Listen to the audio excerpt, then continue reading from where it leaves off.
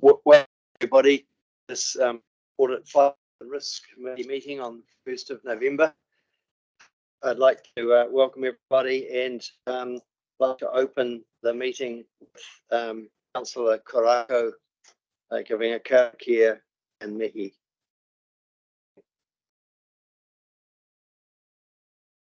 Tēnā rā koutou, ka koe o te kaipakahaere o te committee puti kai te aki o te kaunihera ai au ki Taha.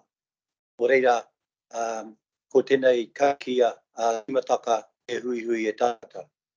Tua te kahukura tutu te he, tua te kahukura tutu te roki, kahukura u tāta kahukura ai, te kahukura mai te reku kahukura atu. E tū mai rā e te tehi o kahukure, mai e te tipua, mai e te tawhito, e haere mai a koe i a whakahotuku, i a whakahoturaki. O tau manoa ka tōku manoa, tūturu mau ki a whakamaua whatuinga, teina i hui, tai ki e. Ahoi anō, tēnā rā koti ako waitaka o tō tātou matatipuna.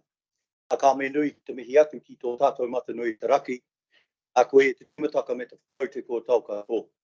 O reira ka mihi au ki te kai homai o ka me pai katoa. Ka mauma mātou ki a rātu kaitua ko tō wairua. O reira tō rā o ia marae, o ia iwi, o ia waka. Haere roke ki karo te whānau a tānei ko tua tārai haere atu rā. Ka hoki nā mau maharatia e mate. Ka hoki nā mau maharatia tō tino pauri o te nārunga o Pango o South Africa. O reira, ka nui mō tō South Africa o te Springboks mō tō nārunga o Pango. O reira, rā mihi atu kia koe te kai whakahaere e te pū e tūmai.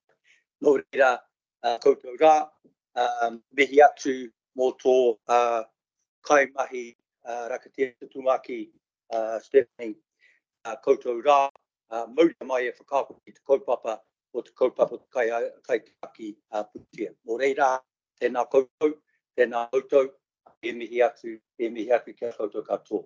Actually, just I know I have some South Africans in the room. I just congratulate you and remember how sad it was for the All Blacks. Thank you. Thanks, Councillor Karakia. I'd just like to welcome to the meeting Graham Naylor is online. Welcome, Graham. Graham McGlynn is also online, and Councillor Sunkel is also online today. And also in the meeting we have Councillor East, Councillor Ward, and Councillor Burns. Councillor East and Councillor Ward. I've been informed that there's a quorum present, and I'm pleased to declare the meeting open. There's been a change to the order of business in today's Public Excluded agenda. Item 9.2.5 will be taken between item 9.2.1 and 9.2.2. Item 9.2.4 will follow item 9.2.2. and 9.2.3 will then be taken last. Apologies. There are no apologies today. There are no public forum, deputations or petitions. There's extraordinary and urgent business and notices of motion. Move to item 7.1, which is unconfirmed minutes of the Audit Finance and Risk Committee on 4th of October 2023. It's on page 9 of your agenda.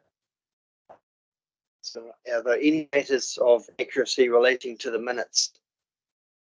The meeting. Councillor Karakia. Really just a point of clarification. Note that at the beginning of this meeting, you acknowledged was actually that are not members or permanent members of this committee.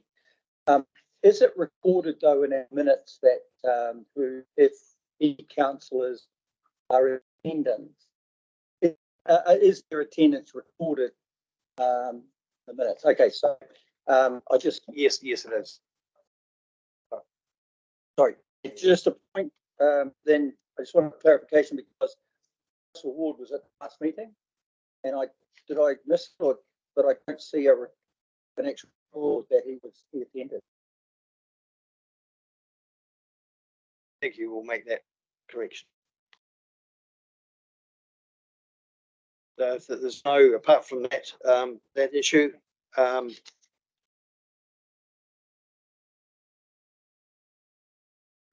resolution.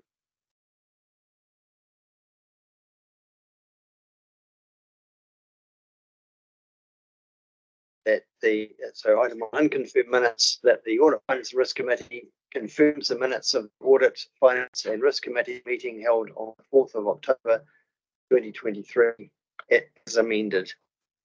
As the remover, Councillor Southwood. Seconder, Councillor Robinson. Please say aye. Okay, thank you.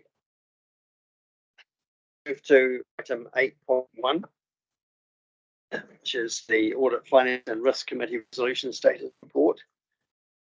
And Giles, comment on. Yeah, this just replaces the current status of the previous resolutions. I'm happy to answer any questions. Most have been completed. There's a couple in progress that will be completed in due course. Just clarification, the item there is in progress. It's some time, it may even be this year.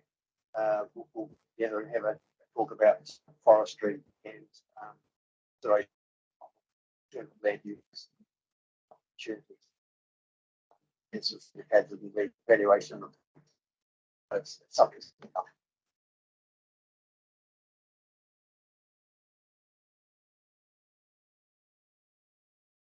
I'll put the question of the motion. Recommendation is on page 8 of the agenda. Is on page. Have I been talking without my speaker on? Anyways, I'm going to put the recommend that point 1 that the Audit Finance and Risk Committee notes the status of previous resolutions provided in the Audit Finance and Risk Committee Resolution Status Report November 2023. Do I have a mover for that? Councillor second, Councillor Robinson. Is there any discussion? No further discussion. All those in favour, please say aye. Against? Carried. Yeah.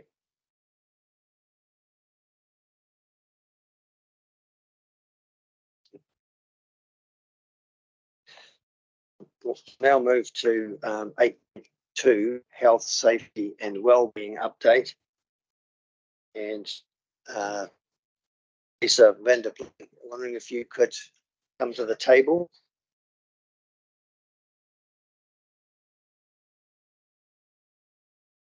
Thanks. If you could introduce the report for us. Chair, I will take the report as read. However, I would like to provide some further information in regard to paragraph 30 under incidents of note. This is in regard to the drag line that hit power lines. So the learning inquiry has been completed and the report was hand-delivered to Orion by the Senior Partner Health, Safety and Wellbeing and a senior leader from the operational team. The feedback that we received from Orion was that they were impressed with the comprehensive and detailed report. We have now entered the corrective actions into our register and they have been assigned. And basically covering the allocation of work and and the ability to create safe systems of work. Thank you. Great, thank you. Well, firstly, just to comment on back on point 30, because I know that there was another power line hit roughly 2 years ago, and I know that you weren't here then, or our current corporate service director. Obviously, as an organisation, there should be continuity, and I know it was raised at the time. It was important to look at how do we avoid that happening, because potentially be a fatality situation, and so it seems like maybe the mechanisms put in place weren't effective, and so hence we've had another situation. So just I'm glad that it sounds like it's gone through a very formalised process, and it's now have confidence that type of situation won't happen again, not once every couple of years anyway. Then I have a question, which is so we've got raised in the report on page on point 14, successful delivery of health and safety. It's important who's engaged, and the important critical risk owners. We've got the directors and then control owners in terms of the workers. And I note that on page in the charts on page 30, we have the two key areas that are having incidents, in particular, are operations and science, and with information on the walkarounds by the safety leadership, and neither science or operations has been on a walkabout according to the data that I'm looking at. And so just, is there dates in place for that to happen? How do you have, will it be a regular frequency? What's the expectation? How do you influence to make sure those things happen? Thank you. So the expectation is 1 per month. The executive team are having discussions about how to report on those, so they are happening. It's just how we actually get those reported back through to the Health, Safety and Wellbeing Coordinator. So that's currently a discussion that's being had.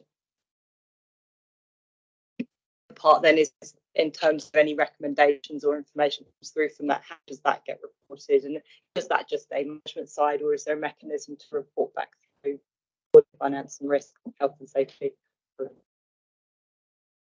Currently, the focus is on getting the visibility through having those conversations. The next step will be applying what they are learning from those and reporting back. At the moment, we're just focusing on getting the visibility. Thank you, Councillor Robinson. Just for clarity, on page 30, the incidents by section, I'm just wondering, what does it fall on? What would a governance member fall under? Incidents per section. What header would it fall under? There's operations right down, but is it a contractor, or do we have a specific classification for governance? So those are being captured under the actual the categories, so the type. So we haven't got a certain section for councillor. So if you look at the incidents by category, you'll see vehicle, public safety, property, incident with non-injury. Capture them. I think that technically councillors are contractors, and therefore they will be reported under the contractor information. But I think it's a good point, and maybe we should consider separating out as appropriate governance related incidents, because they're a different nature than contractors.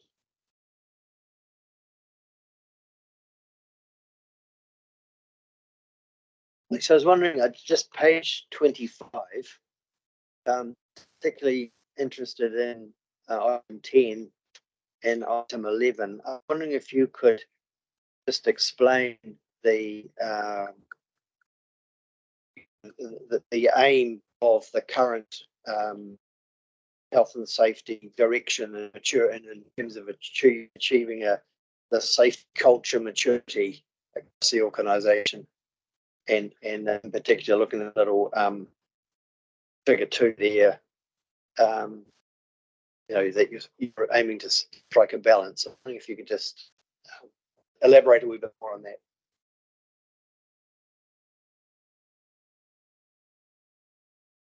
Striking a balance between lifting the maturity and the work that needs to be undertaken. I'm not quite sure on the question. But the diagram there's really, your report in item 10 suggested that you're aiming to strike the right balance between the reporting and responding to incidents and misses, and the work to create a truly safe culture. So it is your program in terms of item 11 there, clause 11, real ownership. So is there anything we'd like to say about that? Yeah, with this in particular, there's many aspects to increase or lift our safety culture. And I think when we say striking the balance, it's striking the balance of being really reactive versus the time that we put into the culture and the behaviours through visibility, through the site visits, through how we're our worker participation, health and safety reps. So there are a lot of different moving parts to lifting that safety culture, and the improvement plans that the risk assurance and security manager and myself have developed will really show that how we're into action.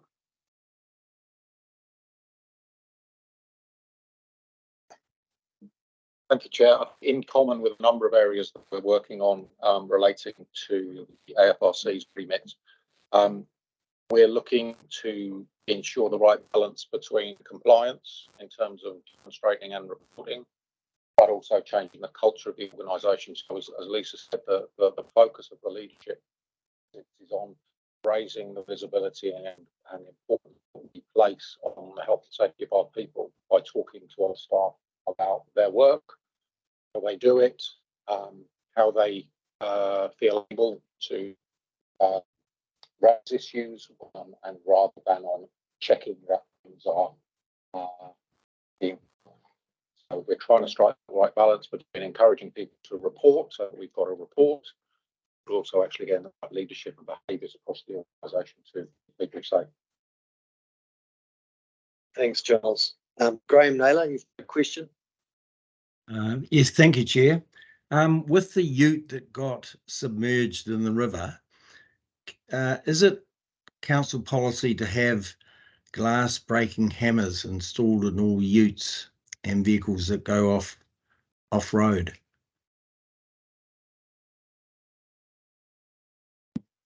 No, I don't believe it is.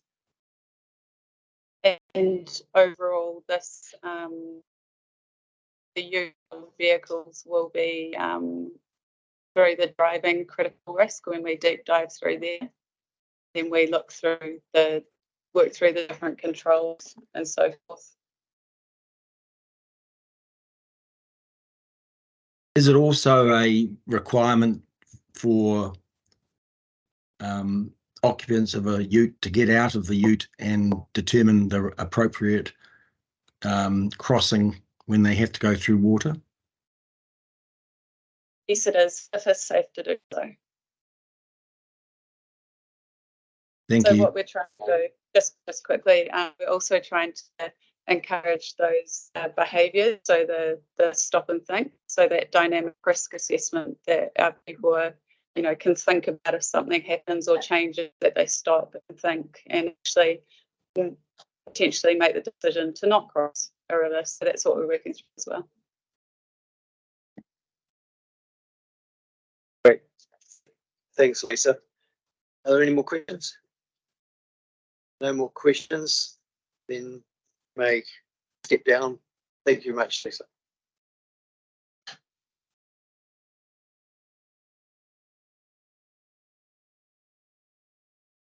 And I'll put the motion.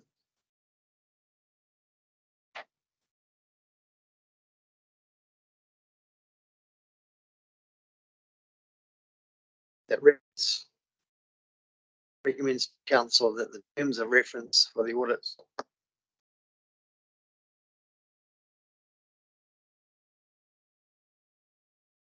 hasn't come up on screen. So it's on page 3 of the agenda. There are 6 things there that we need to agree on. We'll take 1 to 4. Deal with. We'll just take them separately. 1 to 4, 5, and then 6, or 5 and 6 together. 1 receives the report on health, safety, and wellbeing. 2 notes the progress made in health, safety, and welfare over the past year in relation to the Safe and Assessment, Safe Plus assessment, and the resulting health and safety and welfare improvement plan. Notes the importance of meaningful qualitative and quantitative reporting and the focus on building relationships and trust through health and safety leadership, behaviours, and visibility to successfully improve the safety culture maturity in an organisation. And 4 notes an update to health and safety and welfare improvement plan will be presented to the committee in early 2024. Do I have a move for those? Happy to move, John Thunkle. Thank Happy you, to John. second, Graham. Graham McGlynn. By John Thunkle, seconded Graham McGlynn. Any discussion of those? Councillor. I just want to make sure it's noted about the clarification of which category a governance person or member sits in. That, as long as that's noted, I'm happy. We just need that in the minutes. Thank you.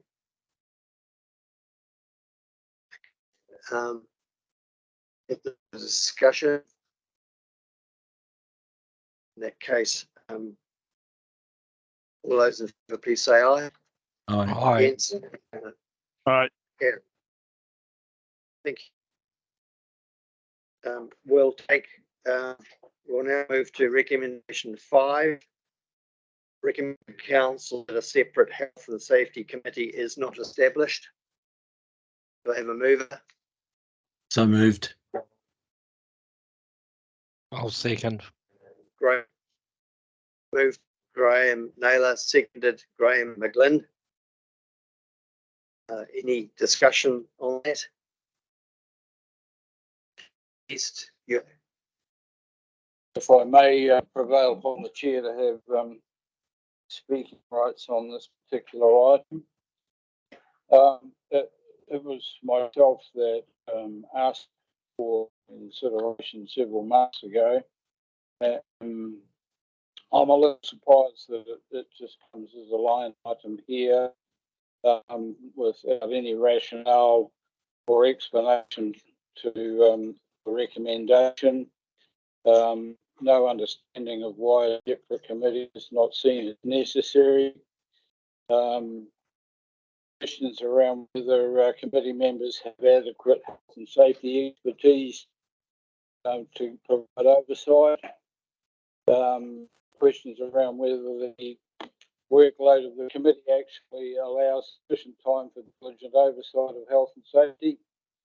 And a question around how the committee can ensure that it's devoting enough focus to health and safety issues and not being overshadowed by other priorities, and recommendation comply with health and safety legislation and good practice guidance, and how will the terms of reference ensure clear accountability for health and safety.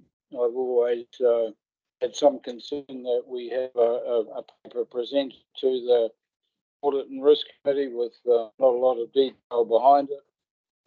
And I'm a little disappointed that this recommendation before us without any rationale as to why and why we're not following some of these other points that I've just raised. Thank you, Councillor East. Are there any other discussion? Graham Naylor, would you like to comment? Yeah, thank you, Chair. The reason that I support the resolution is, in my experience, health and safety has always been an integral part of the risk mandate of these committees, and I think to separate it would be a mistake.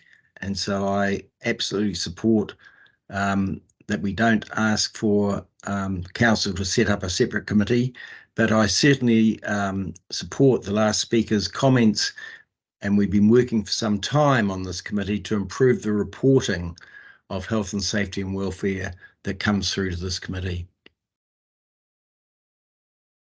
Thank you, Graham. Councillor Sunkel, see you're there too. Thank you, Mr. Chair.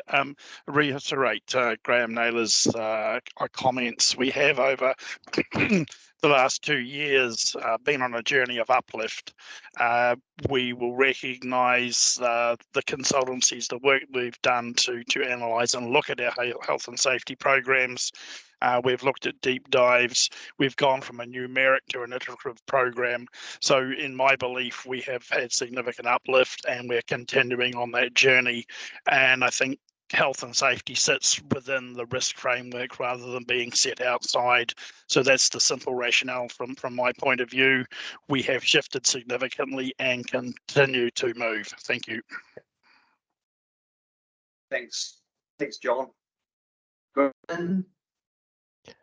Yeah, I certainly agree with the previous comments, and I think it was Councillor Edge's comments as well. I understand having it sort of sitting at a committee below governance gives me some concern, because ultimately the buck stops in the council with the CE, of course, but we need to have governance that's sitting right on beside them and taking real responsibility. If I go back about 4 years when I first joined this committee, the health and safety reporting was woeful, and it's really gone a long way, and there's been really good focus driven by the comments coming out of this committee. So I think it is appropriate that we continue with this process. Graham. Councillor Karakia. Kia ora. I concur with Councillor East on his points and understanding the genesis of where this came from, which was actually from Councillor East around having a separate committee. The other thing too is understanding as governors, if I do through obligations, as members of this committee. And so I concur with a former chair as well of this committee, and then also the two dependent members, and the consensus really. But I agree also in highlighting the fact, as Councillor Rees said, is that this thing suddenly has come on just this one long thing here, and there probably should have been a little bit more information provided as we move through, within the process. Because someone who actually, asked the question right at the beginning, and then suddenly to just see it as a kind of a recommendation point, I think, is a process. I think one thing that I'm hearing, and we heard from one of the independents or maybe the former chair, is that the reporting, the process, the articulation of the health and safety and wellbeing in this organisation has come from a low point and is moving definitely into real positive territory. So I'll agree with this one because of the fact that it is a moving thing. We keep it all together. It's kotahi working together. But I take the point of what Councillor Rees was trying to make and what he said. Good. Thank you. Councillor McKinney.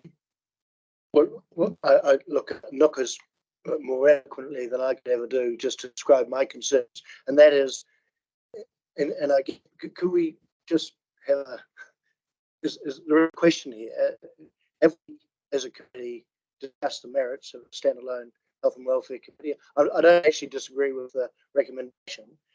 I think it did deserve a specific topic discussion. I can't remember if we had that specific discussion, but if we did, I can't remember. It is mentioned.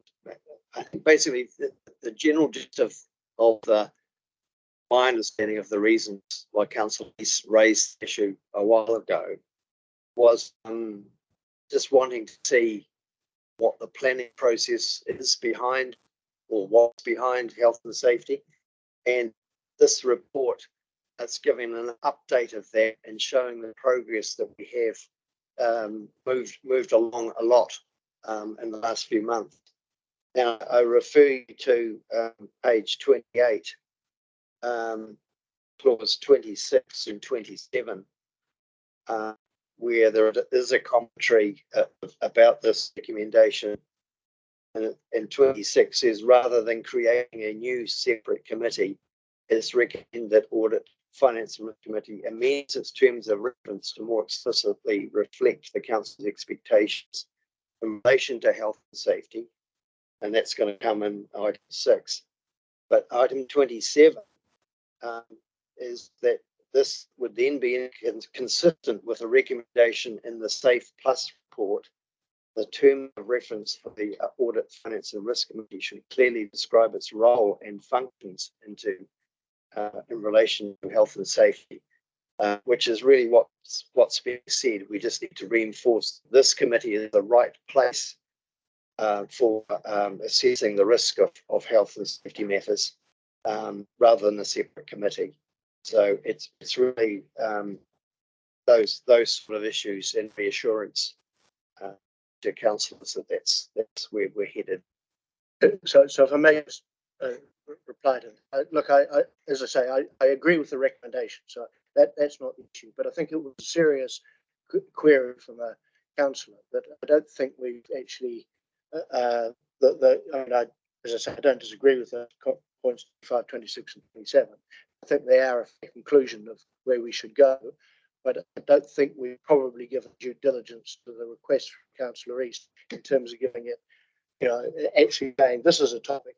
That's a proper discussion and get a view from the committee as to whether, in fact, which way we have to go. And I know we're having that discussion now, but it's sort of a bit after the fact. If you get my drift.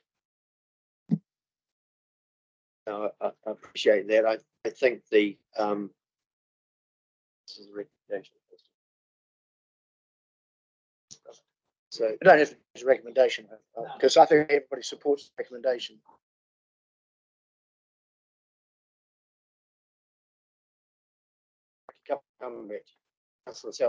Really, just I completely concur with Councillor Mackenzie's point. And taking this in context, just the recommendations, requests that come through council, we really should have good information that takes us through the steps that staff have gone through to arrive at a conclusion. And I can't see that in here. Like it's simply being stated as a fact that we don't recommend. But there's no evidence or ability for us to see that there's any proper assessment. What are the pros and cons of the two options here? One to form a separate committee and one to continue as we are, but recognising there's that in the terms of reference. There isn't a suggested timeline by when we should have the terms of reference updated to reflect this recommendation either. So it would be nice to know, when is that likely to happen or come through committee to update those terms of reference. But I do think, any recommendation request that is approved by council, because this would have been approved by the majority to even have landed on the staff plate to look at, should go through a proper good faith process that we can see, have some transparency around. It need not have been more than a paragraph two. That sounds like, you know, I'm really pleased with improvements we're seeing in the reporting, and I can see that there's a, you know, we're on a journey, but I do think in this specific case and broadening it out to other, you know, other committees, other type, you know, things where we have this, you know, it should be clear to us what are the what's the reason behind the recommendation, and that isn't really clear here. Thanks, Vicky. Giles, would you like to? Thank you, Chair. Just a couple of comments. I mean, predominantly, we went with the advice that was in the safety report, which is clear that we should be strengthening the terms. I think we recognise, and I think Karakia expressed it very well in terms of the sentiment where Councillor is coming from. We completely agree. We need more focus on health and safety, and more explicit, and that's what we're trying to do through this committee. I think the other thing that we took into account was a couple of things that we took into account is the number of committees that the council already has, and the work that presents both councillors and staff. But probably more importantly, I think it was the point that one of the independents made. I think it was Graham Naylor. Apologies if it wasn't. Was around the mutual link between health and safety as a risk and broader risk management to ensure that we have that oversight. Also, currently in the diary have Cosman, who was the author of the Safeguards report, coming back to the council. I think that's a great opportunity for council to have a further conversation around the role of governance in reporting and getting confidence in terms of health and safety arrangements, and the pros and cons of that sitting within Audit, Finance and Risk Committee, or stand aside, and he's made the recommendation, so that would be an opportunity. In terms of when the terms of reference will come back, there are a number of small changes that have already been identified that need to be made, and so we were looking at rather than doing them piecemeal, but we were looking at early 2024 that we've been revised terms of reference to the first meeting of the committee to go. We're broadly comfortable with making it go to council. Thanks, Giles. Councillor Reid. I've been around in local government long enough to know that you win some, you lose some, and I'm quite happy to accept the resolution that comes out today. But as the person who raised the issue in the first place, I just do feel a little that there was no rationale addressed to me as the guy who raised it in the first place, and to read a one-liner on a report I wasn't overly happy with. So would have probably been a little more accepted or not even raised this issue in this meeting now, had I had an update and a rationale around why my request was going to go in the way that it has. I'm completely fine with a resolution that is going to be passed at this meeting. May not be personally happy with it, but that's the way the cookie crumbles. But yeah, I just feel that the process around how we got to this meeting today, the resolution was less than desirable. Thanks. So we recognise your concerns about process, and thanks for the list of items that you were particularly concerned about. I think that probably is something that we can keep pursuing to ensure that the issues that you raised going forward are fully considered. Are there any other discussion? That not being the case, then all those in favour, the motion's been put. Second, not Graham McGlad, and so all those in favour say aye. Aye. Carried. Thank you. We'll move to recommendation 6. Recommendation 6. If I do them both. Okay, I've done them both. I've done both of those. Thank you very much.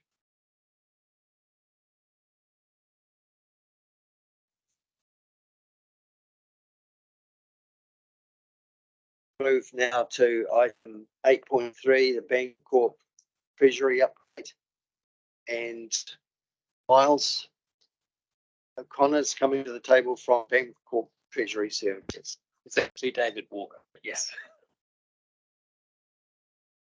David Walker is coming to the table. Thank you all. Thanks for seeing me again. My colleague Miles is still suffering from trauma, so he's not here today. So hopefully he gets over today's event.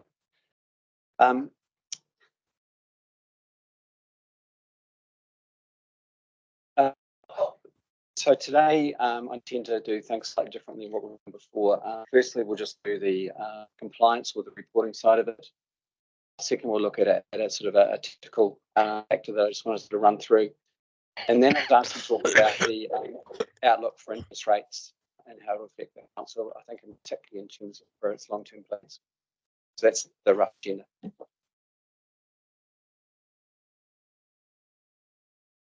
Oh, good.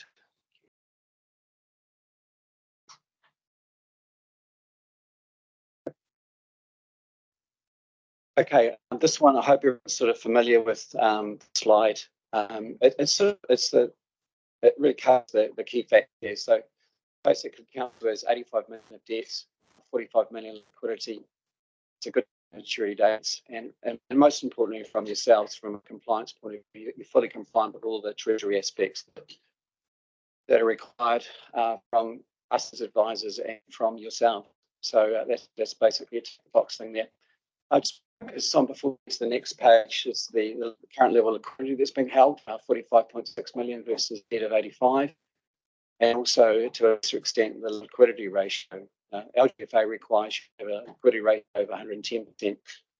You're currently still at 153%, so you're carrying a high level of liquidity. You would be interested in your weighted average cost of funds, 25. Obviously, it's creeping up as interest rates creep up. But when we think the 90-day bill rate, base rate is 5.7, that's a very good number and compares very, very well. Two varies there, by the way, with other councils around New Zealand. Any questions on that page before I move on? Yeah. They're not a client, but yeah. It's not a view.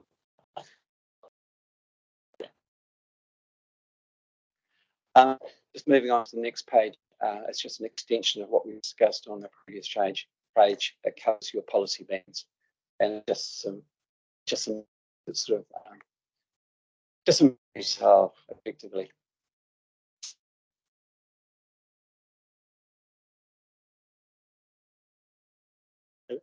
Can make it later, but as we pay down debt and refinance our various activities, have you got what is the rate rise? No, the percentage increase in interest rates we're seeing on an annual basis as we slowly catch up to the current market rate for interest rates. Information at the end. Tough question, but quite right. As more of the cheaper stuff rolls off and is replaced by the newer, more expensive funding, yeah, that will be an issue. But I'm doing some modelling with management at the moment, and actually have a conversation with it tomorrow, so that hopefully will cover that off. Right, so just a tactical thing here. And this goes back to a point that you kind of alluded to. Council actually has, the interest rates are high. High by most standards, certainly from a recent historical perspective, and yeah, I think most people consider rates to be high. So what I'm trying to do as much as possible with my clients is avoid them fixing into long-term rates, which are high at the moment, which are really done for compliance reasons and less so for value reasons. Now, an example of that, we've got 18 million of debt that matures in the middle of December. My suggestion to management is that given the high level of liquidity that we hold, that we reduce that level of debt back to 15, where we only rolled 15 of the 18, and that from a policy perspective would remove the need for us to lock in for longer term rates. So you've got ample liquidity that the risk we get on that, I think it is pretty compelling. So that will be a suggestion that I'll be discussing with management in December. The only thing that would make me change my mind in terms of that recommendation, if there's more new borrowing coming through that I'm not currently aware of, but that will be covered off. And What are you aware of?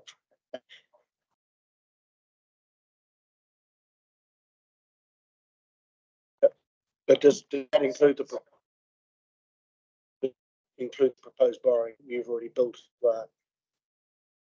Okay, so he's aware of that, but nothing else. should I be aware? No. Just as long as we're on the same page, that's easy. But just in terms of that, what rate do we get on it if we've got high levels of liquidity? That's presumably earning a rate of return, even if it's on a short-term deposit. Good point. A very good facility with ASB. It's OCR flat, I think it is, or OCR minus 25. It's a very good deposit rate. It's the best in the sector, really. Is that what is that rate compared to a borrowing rate? Yeah.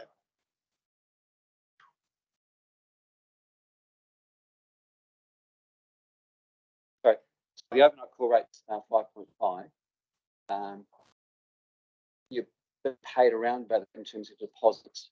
Your borrowing rate would vary between 90 days at about 570 plus margin. That's probably somewhere between 20 and 40 basis points. To longer term rate of, again, 5% plus margin. Keep it, pay back money, keep it back.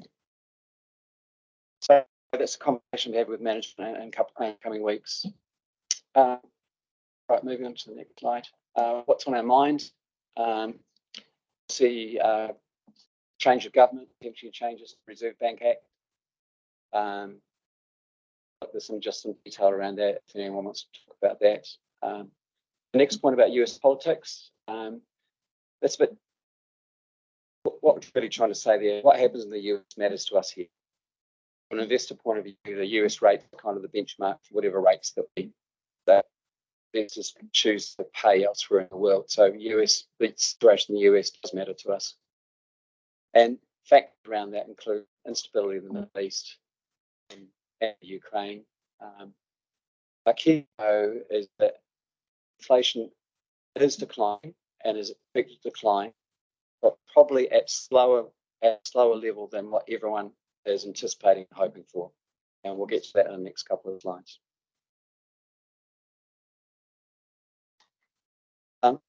Part of the remit for part of the agenda for today's meeting was to discuss where do we think interest rates are going to go.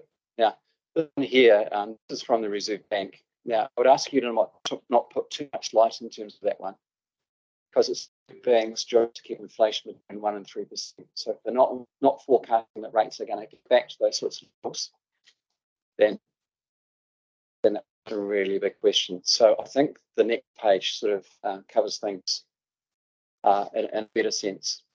Here, it's actually quite interesting where for the first time, we've actually got quite a big divergence in the extent that in the short term, for example, Westpac and ANZ believe that the Reserve Bank increased rates again in February. Bank and ASB believe rates will be in a hold and will start to decline more slowly. But if you can see there in the graph, the forecasts are for interest rates to fall from current levels and just gradually decline over that relatively long-term forecast period. That orangey kind of line, reasonably flat line, that's what the market is pricing into current interest rates. So there's some skepticism between what the economists are saying and what the market is saying. I think the thing, sadly, I have to say, though, is that over the last 5 years, both economists and the market have got things tragically wrong in terms of forecasting interest rates. What's in the future is obviously a challenging scenario, a challenging thing. I've got some one-liners that we won't go into. Now that's pretty much it. So are there any questions or any further questions?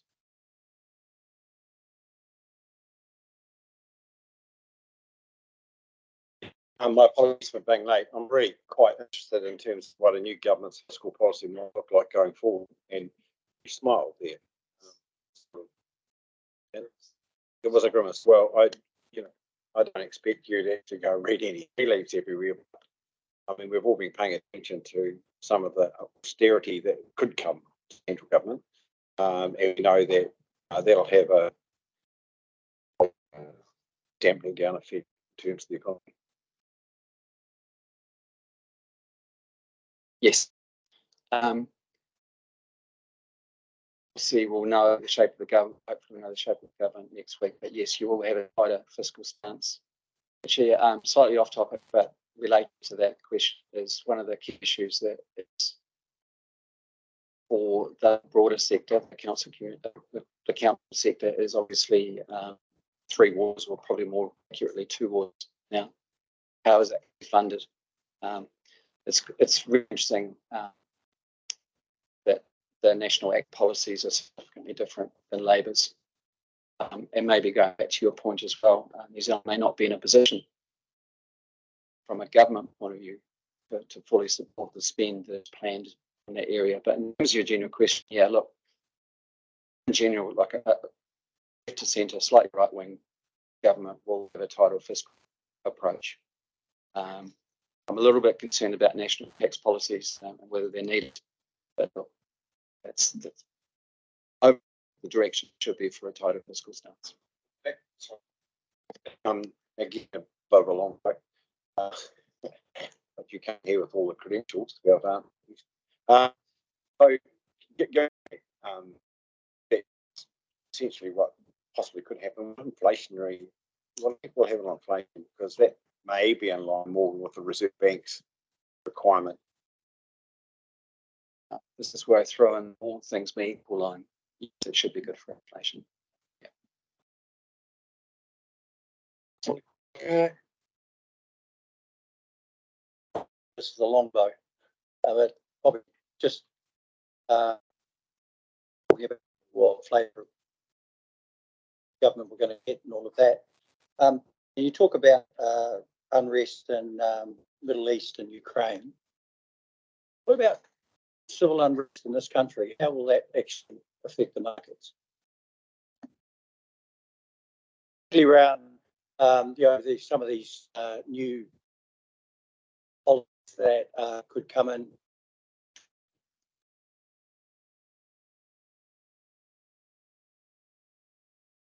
And put my mind to that. I'd like to think that's a low probability outcome. I would like to think, yeah. That's unknown. But it would have an effect on the domestic market. Well, another way of looking at that is that New Zealand relies heavily on overseas investors. So New Zealand is seen as a low bet, right? But if something happened to change that sort of outlook and social and then the risk premium associated with New Zealand would increase somewhat.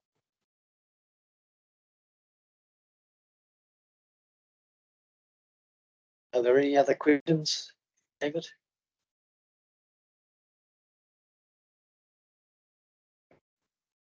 No further questions.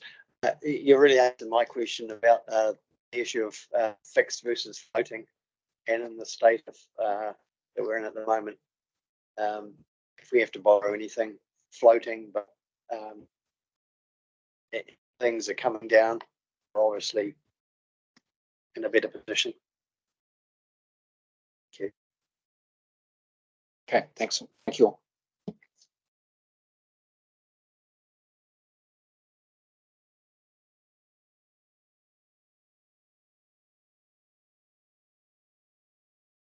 Okay, I'll put the motion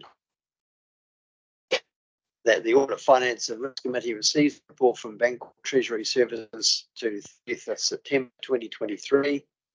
I have a mover. Councillor Robinson, second. Seconder. Councillor Rocco. Any discussion? No discussion. All those in favour, please say aye. Aye. Against? Carried. Thank you.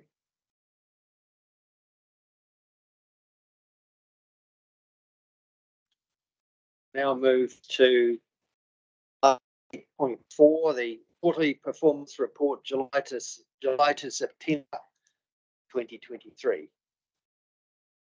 And Catherine Shaw to talk to this report. Thanks, Catherine. Sure, and thank you, councillors.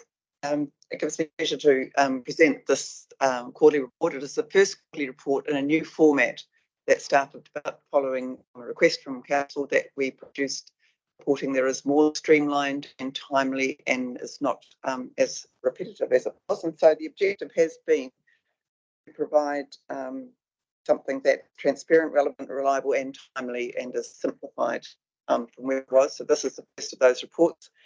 You'll note we brought the proposed format to you in August and have prepared based on that guidance. And so you'll see there are two components, main components of this new report. One is the summary overview report, which takes organisational performance of financial and non-financial matters at an overview perspective. And there's a few pages at that. The summary report, which talks about levels of service, key initiatives and financials. And then that is followed by section 2, which is a portfolio by portfolio look at the service and the financial information that goes with that. You will, of course, realise that we're moving in the next financial year to a different sort of structure for our work. And so this is an interim structure as we move towards the core service. And then so we will iterate and evolve that. But it's really good to bring a simplified reporting to you. That the process will be that the whole report, the summary and the portfolios come to AFRC when it meets, and then each of the portfolio reports will go to the relevant committee so that they will see the relevant committee performance reports, financial, non-financial, and be able to dig into those a bit more. And so between now and the end of the year, I think most of those committee reports, starting with diversity and security one next week, and then moving on to regional strategic leadership. So each of those component parts will go to each of those committees for a good discussion around any of the things that are at risk. And you'll see we're using a traffic light system. Obviously, ELT reviews that and it's monitoring and making sure that any action that needs to be taken to take corrective action is done on the way through. So in terms of the first quarter, in terms of a summary, we have 34 levels of out of 40 are either achieved or on track to be achieved, and that is tracking towards an 85% end of year performance. And 7 of the 39 key initiatives were on track quarter one. So we started the year, we had the first quarter and the financials at there in paragraph 12, which talks about the surplus compared to budgeted surplus. We are about to do a going to make sure I get the right way around a 3+9 forecast. And of course, the financials will come back to AFRC the months and the interim months between the quarterly reporting. So probably I will leave it there for any questions. I am ably supported by Carmen and Giles. If there's any specific questions, and I'll answer those that I can. Councillor Robinson. Thanks, Catherine. With regards to page 76 and the levels of service, number 22, the target has not been achieved and won't be achieved this quarter. I'm just wondering what feedback you got in relation to what level we are at in that engagement process. I realise that we've put sort of feedback on people's vision. Just a sort of a rough idea of where we're at with that. Thank you. Those you're aware that the regional policy statement and the integrated plan and the coastal plan are all tied up in an integrated plan bundle that's been progressed with governance by Karakia.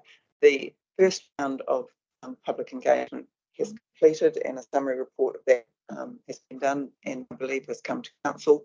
We've just started the second round of engagement. It's running right through November. And that will includes in regional hui around the region to engage the community around that, plus a range of other opportunities. So that will conclude in December to allow the staff to start drafting, and then middle of next year there'll be a formal Schedule 1 engagement ahead of regional policy statement at the end of next year. So that's all on target as far as regional policy statements are concerned.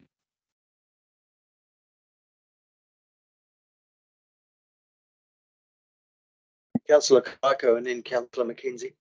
Kia ora, Catherine. Page 1. So 2B, top of the page, implement Mātauranga Māori monitoring program. 2023 wasn't achieved, and now projected year-end status is at risk. So it seems that part of it is actually contingent on having an appropriate mandate. Define appropriate mandate, and with who?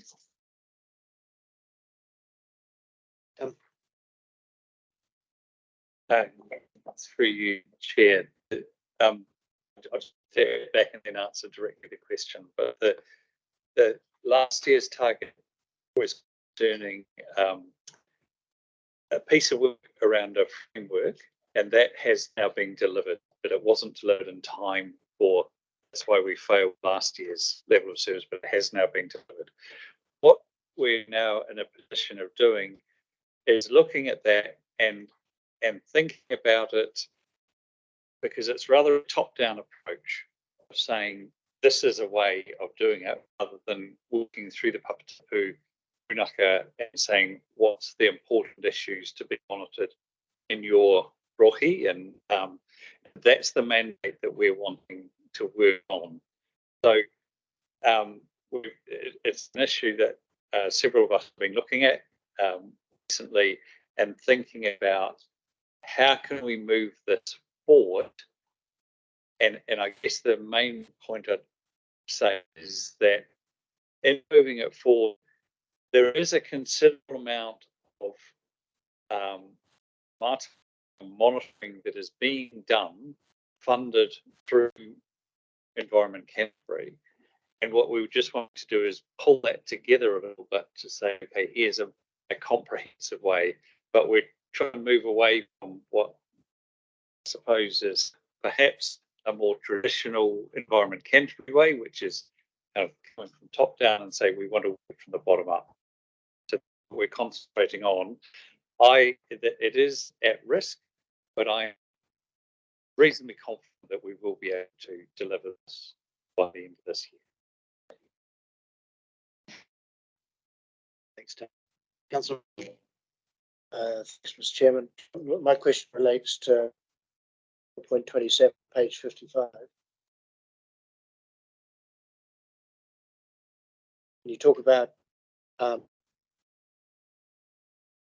the variance due to a variance of $810,000 is due to a reduction in revenue recognised due to timing of the national NEMA flood recovery event claim. I use the resilience papers.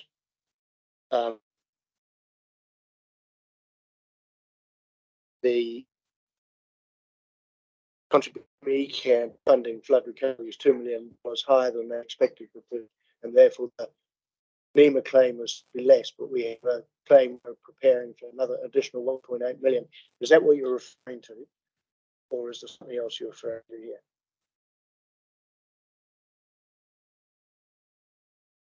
I think it's the timing of the claim that we put into NEMA. So it's just about when we put the claim in, and therefore we're able to recognise the revenue. So we've spent the money, but we haven't been able to recognise that the income's going to come in. So the money's coming. So it's just a cash flow issue rather than a funding shortfall.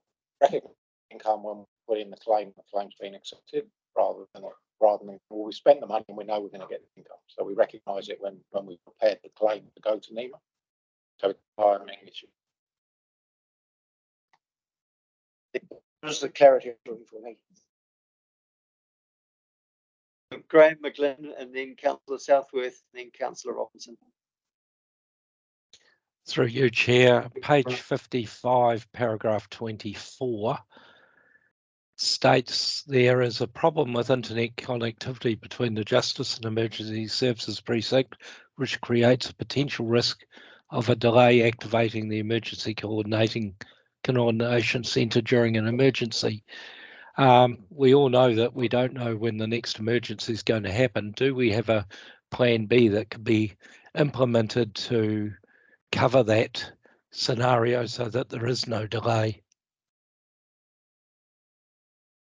So there is currently a plan B. There's a workaround in place at the moment, but there is active work going on between our digital solutions team and the Ministry of Justice to run the emergency precinct to put in a permanent solution as quickly as possible.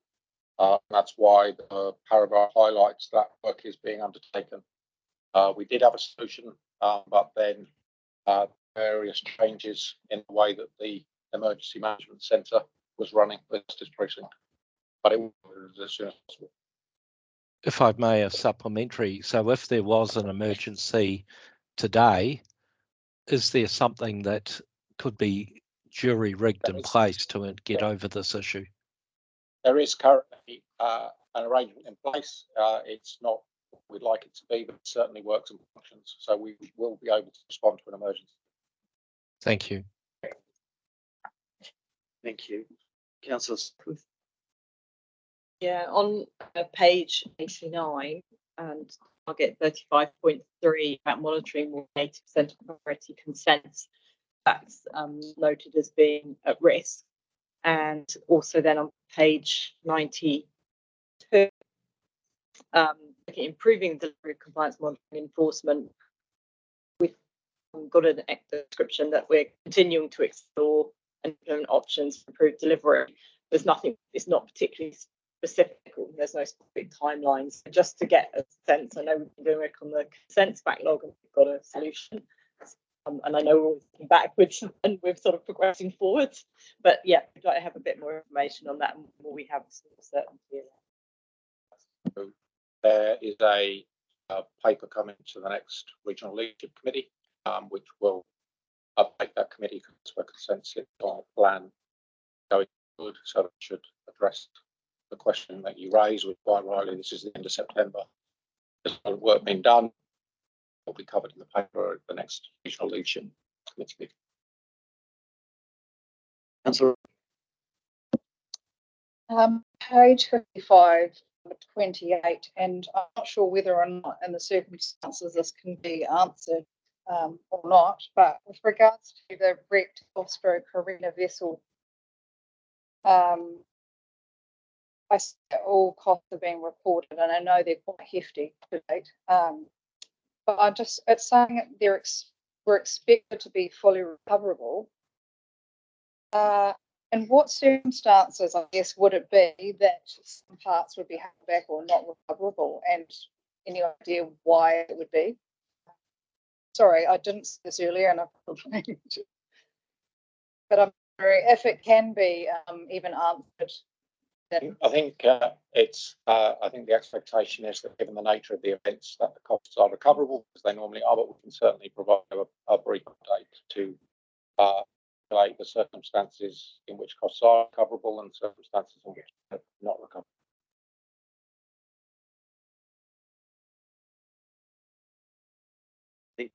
Any further questions?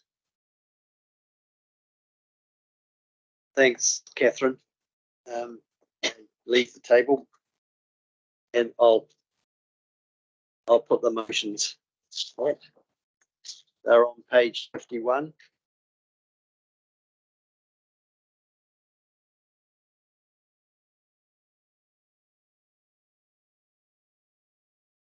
The Audit, Finance and Risk Committee 1 receives the organisational performance report for quarter 1, 2023-24. 2 notes the status of the non-financial levels of service and key initiatives and financial performance and results for quarter 1, 2023-24, the period ending the 30th of September 2023. and notes the key issues identified in the report impacting the non-financial and financial performance for Q1 and the actions being implemented to address these issues. Any further discussion? Oh, sorry, move, Councillor Robinson, seconded. Chair Scott, discussion. I just think it's a good report. It's very easy to read, very easy to see where it is. Chapter wise are great, aren't they? You know, they don't tell a massive story. Your eyes get pulled on the red stuff, and you're really comfortable with the green stuff. And the yellow stuff might cause you to want to look again. So I'm just wondering, some of that stuff, there's only a little box for a bit of commentary where we need to look at that, but it's a good report, Catherine. Thank you. Any other discussion?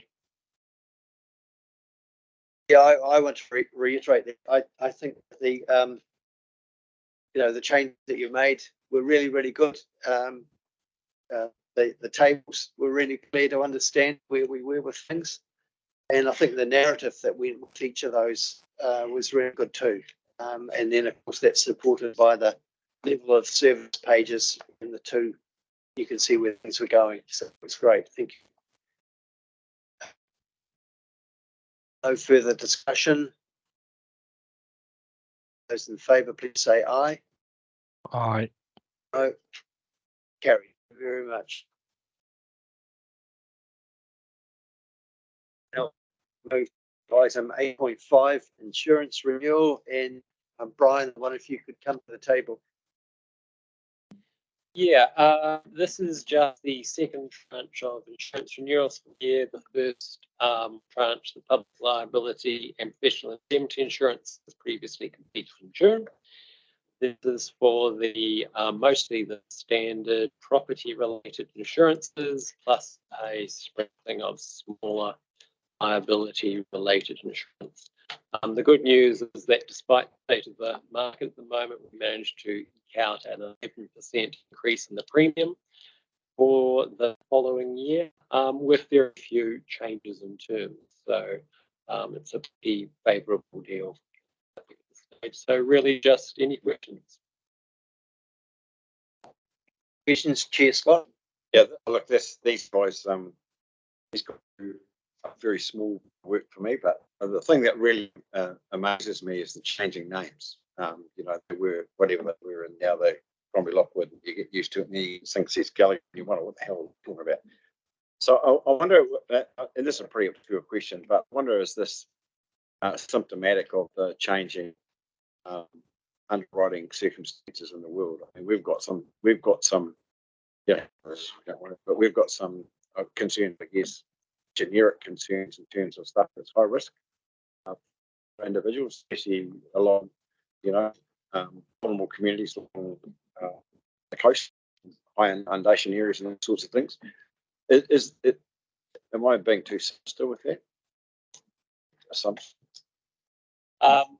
The feedback we've had from is that a lot of our work is presented through to Lloyd's, and there are some things they're just not touching, and some things they will touch at a very high price. And it depends on the nature of it, but yeah, the market is tightening up on a whole range of stuff.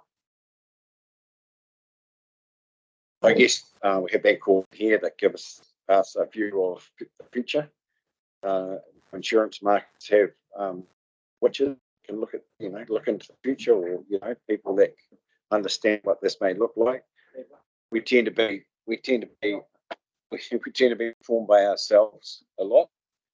The fact that we've got an organisation here that's reasonably quite responsive to those things that are going on, but assumptions about what may happen.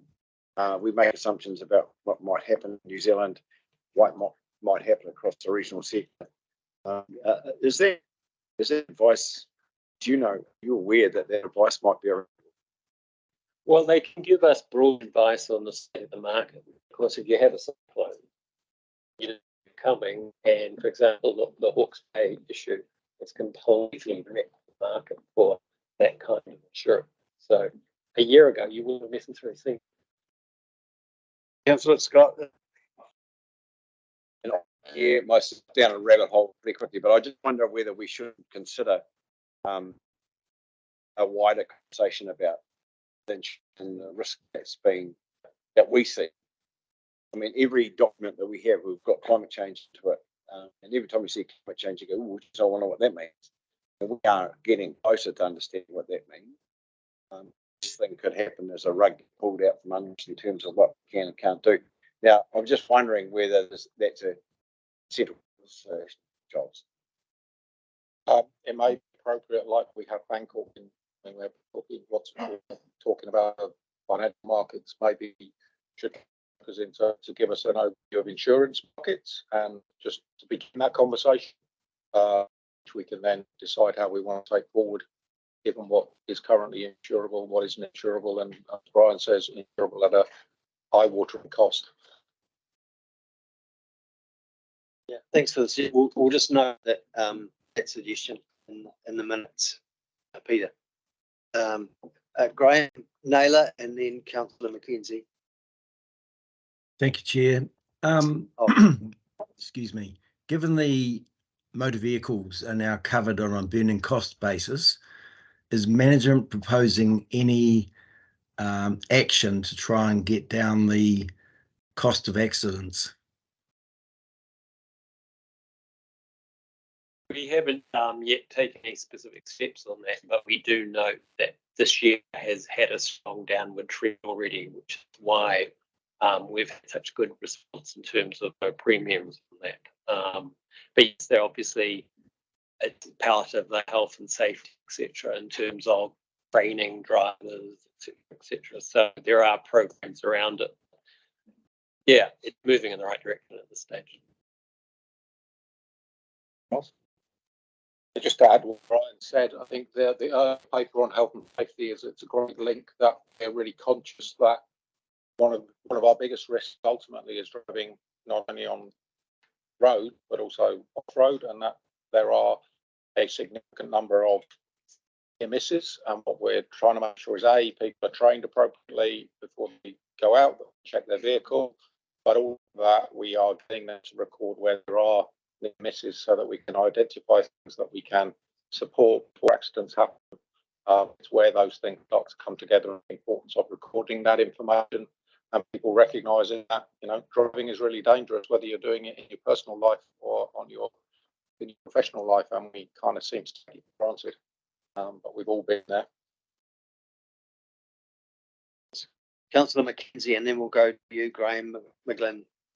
Okay, I was just in terms of Peter's suggestion and Giles' response to that, it seems to me that to answer Peter's concerns about insurance risk, market appetite for some of the risks that we have some control over, we should be talking to underwriters rather than a broker. Broker is effectively just the middleman, and it's the underwriters who are making the decision around risk that appetite they have. Thank you. Graham McGlynn. Page 105, excuse me, options for renewal on statutory liability. They highly recommend placement of $5 million limit of indemnity. The schedule 2 or 3 pages before, I think only said $2 million. So I'm just trying to clarify, have we turned down that option, or what's the recommendation coming through? The schedule shows the standard option that we currently have now, and the recommendation is for a different on. So we have an action that at this point, but we will. So sorry, the sound broke up then briefly. So you are planning on following the broker advice? Yes. Thank you. Thank you. Just a question I had sort of related to the next page, 106. The special excess of 50,000 applying to any work safe investigations.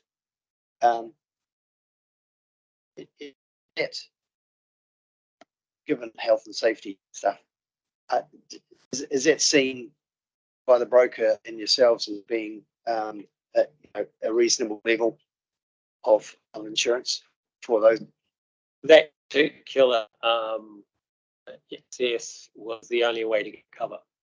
If you didn't accept it, they wouldn't cover it. That's the exit. That's the exit. Yeah, correct.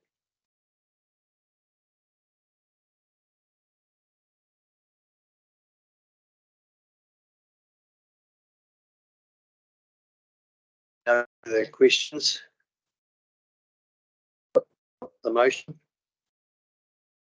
which is on page 94.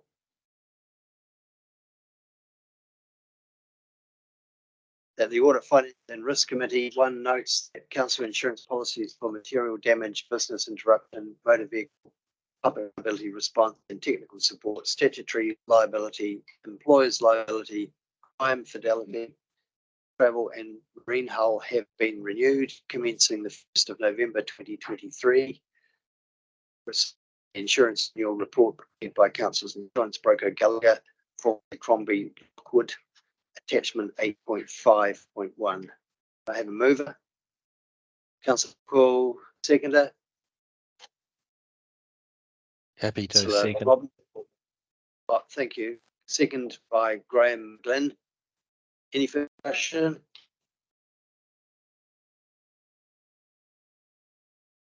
No discussion. All those in favour, please say aye. Aye. Against? No. Carried. Thank you.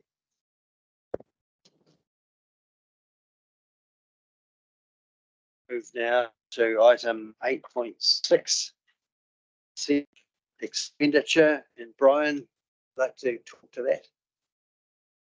Yeah, this is just the standard quarterly report back on sensitive expenditure items. Yes, I'll take it as read and questions. Next questions on this report? Councillor Sunkel. Can I just make a note, please? I'm looking at page 70 at the graphs and very light print that you're using. Even with my new $800 glasses, I cannot read. So if we could just look at our type and please. I struggle at times on our laptops and computers as well. So font and color would be really helpful. Thank you. Councillor Cry. Just on 170, the sensitive expenditure category catering. You probably elaborate on that. So you've got the actual, and then the budgeted, and there's a variance of sort of minus. It means we've spent slightly more than budget on the dates and catering for committee meetings or whatever. Yeah, yes, there's a whole range of stuff, meetings that go on, and they may have lunch or dinner or catering.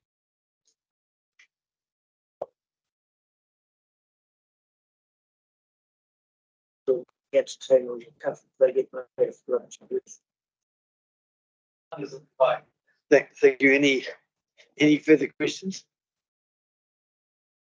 Councillor South. Yeah, I was interested in that one, and also legal costs, another one, and quite a way off the budget. So it would be, I think, helpful, given that it's sensitive expenditure, to have a bit more information on both of those. Is it that actually there's something happening that shouldn't be, or somewhere where we could do something differently, or that the budget was actually set too low? It would be good to know, so we don't just carry on spending. Even I know in the grand scheme of things they're relatively small, they are sensitive. And then conversely, on the training, we've got the actual spend is much less than what was budgeted. And whether that's simply because this is, I'm presuming this is done in terms of relative to the time frame that the report's coming in at, so it's not that we'll catch it up necessarily. And given that we've got I think we've had quite a bit of churn, new people coming in, we know, well, I know that training is something that people value generally. You know, it's good profession to have training. So you know, I'm a bit concerned if we have a budget there and we're not spending it. You know, why not? And is that a missed opportunity? And then, I mean, conference fees, and we've got an actual amount and no spending. So again, that's it sort of relates to training and professional opportunity. So I'd be interested in. The training issue was that we moved to centralising the budget this year, and so it took 2 or 3 months for them to get in place all the record of all the requirements and things like that in order to, you know, provide the funding to people. So it's just been a very slow start administratively, I think, and they'll get into gear as the year goes by. But I believe that that's all been cleaned. Thank you. In the recent past, we have also had a correlation between consultancy contractors and the reduction in paid staff, just giving a balance to, at times, the figure jumps out and people go, you're paying for. If we could get that figure back in, it's quite useful to understand maybe backfilling the interim until staff are employed. We always found that one useful. Thank you.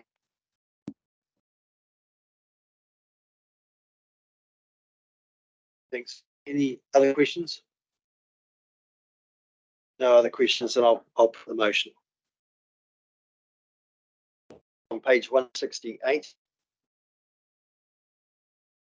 The Audit, Finance and Risk Committee 1 receives the Corporate Sensitive Expenditure Report to 30th September 2023. 2 receives the People and Capability Finance Report to 30th September 2023. And 3 notes that there are minor reductions in attachment 8.6.2 in accordance with the section 7.272A of the Local Government Official Information and Meetings Act 1997 to protect the privacy of natural persons who have been identified in those positions. Mover, Councillor Scott. Seconder, Councillor Worth. Any discussion? All those in favour, please say aye. Against? Aye. Carry on. Thank you. Now to item 8.7, the annual register of oversight, fraud register, gift and hospitality register. And Brian's going to talk to that. On an annual basis, the registers need to come to AFRC. The gifts and hospitality register is a relatively straightforward item with a number of minor gifts to various staff that have been reviewed, approved by senior management as acceptable and not a conflict. And the fraud register is maintained by the CFO to record basically the ongoing identification of any frauds that occurred. One additional has been attached to this due to a conflict of interest some time ago, and a lessons learned report is being prepared for the new year.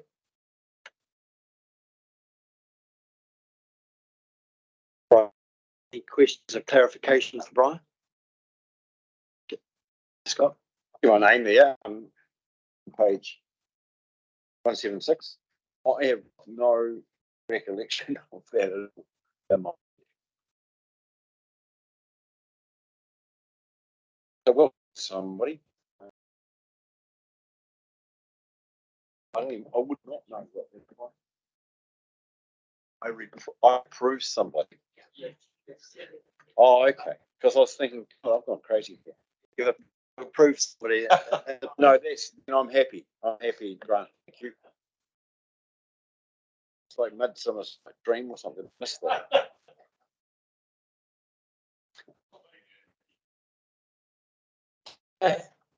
Graham Miller. Thank you, Chair. I've got 2 questions. Firstly, with the fraud register and the disclosure to the OAG of the investigation that management undertook, what was their reaction to that? And are they happy that that was adequate? And secondly, Can management just confirm there were no gifts that have been declined, because they also have to be disclosed?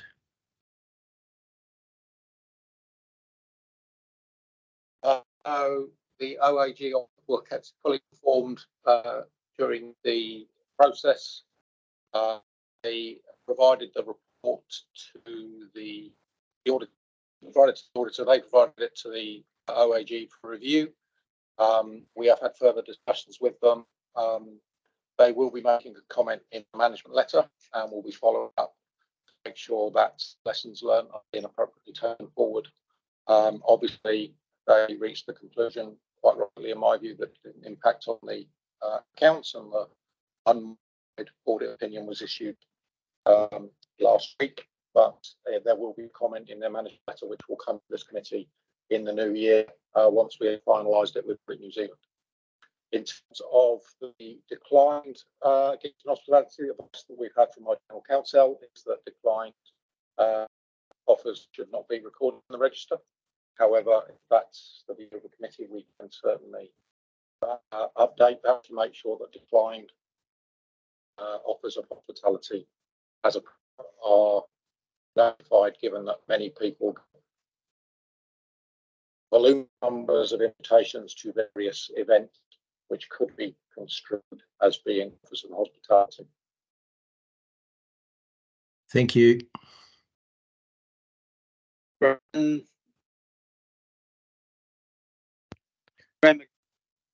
Sorry, the sound keeps dropping out for me. A comment and then a question. The comments on page 175 with the register could be useful if we reverse the order, so the most recent items are at the top, because as this grows, you could be scanning quite a few pages. My question is on page 173, paragraph 8. And it states here that the services were in fact delivered by an external party as the basis for there was no financial loss. However, have we established that the services were provided at a market rate? Because we could still have a non-market transaction ending up through a undisclosed conflict of interest that's not at market rate. So the investigation did confirm that, and the conclusion was that there's no evidence that the work was performed. In fact, they're reasonably confident the work was performed, and that it was at rates that were consistent with other providers in the same market and under the same contract. Thank you. Thank you. Any further questions?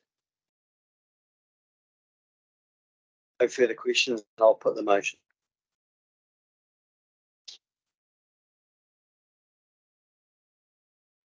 And recommendations are on page 172.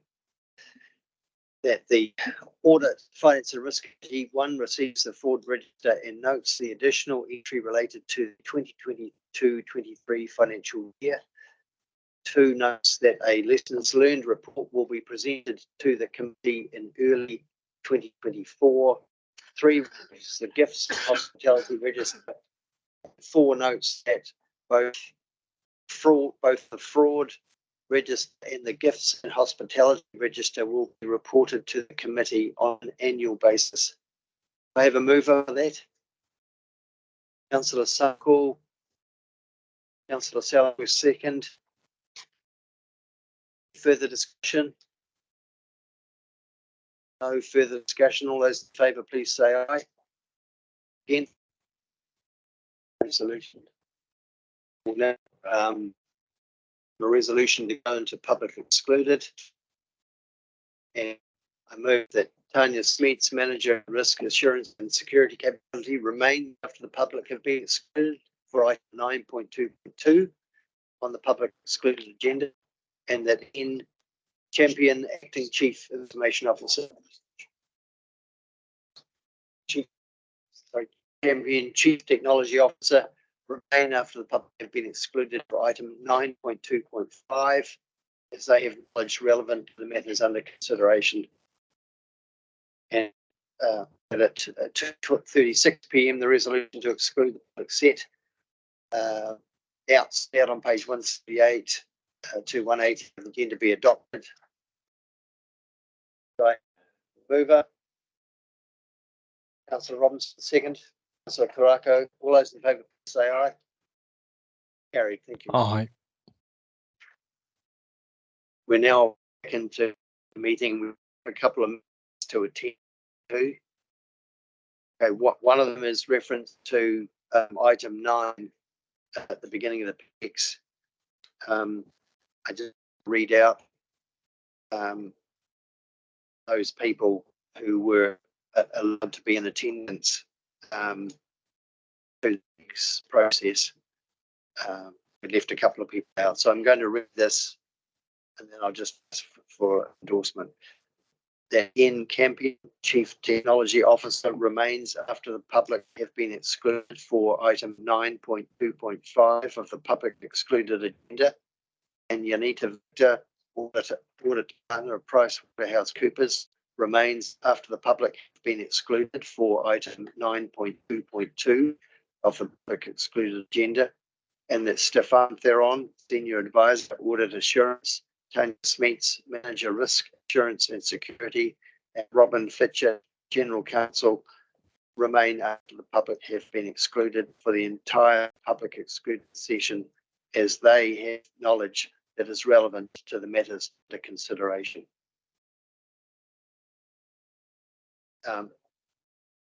Is everyone agreeable to that update? Yes. Yes, thank you. That'll be noted. Thank you. The second point, I'll just ask Giles to comment on a potential conflict of interest that was mentioned in the meeting. Thank you. Yeah, under the item on the insurance renewal, which was 8.5, yes, who was late in the meeting mentioned that the insurance broker did some business for him. He has now left the meeting and he wanted to make sure that his interests have been recorded. Yeah, Thanks, Giles. We'll just record that he did have a bit of interest in that, albeit minor. Okay, so now item 10, the next Audit, Finance and Risk Committee meeting will be held on the 21st of February 2024. And I'll now ask and I also have to thank Graham Naylor and Graham McGlynn for attending the meeting. Ryan and Graham, for you, technically at the moment, your final meeting for the Audit, Financial and Risk Committee. Thank you. Okay. Councillor Karakia, are you able to declare the meeting closed and invite Councillor Karakia to close with Karakia? E mihi atu ki koe e te kaikahaere, koutou rā te tepu, ko te Karakia Whakamutunga. Kia tau kia tātou tō tātou whai o tō tātou ariki ki raiti, me taroha tātua me te whiwha Timatanga. Wairo ake tōna atu ame.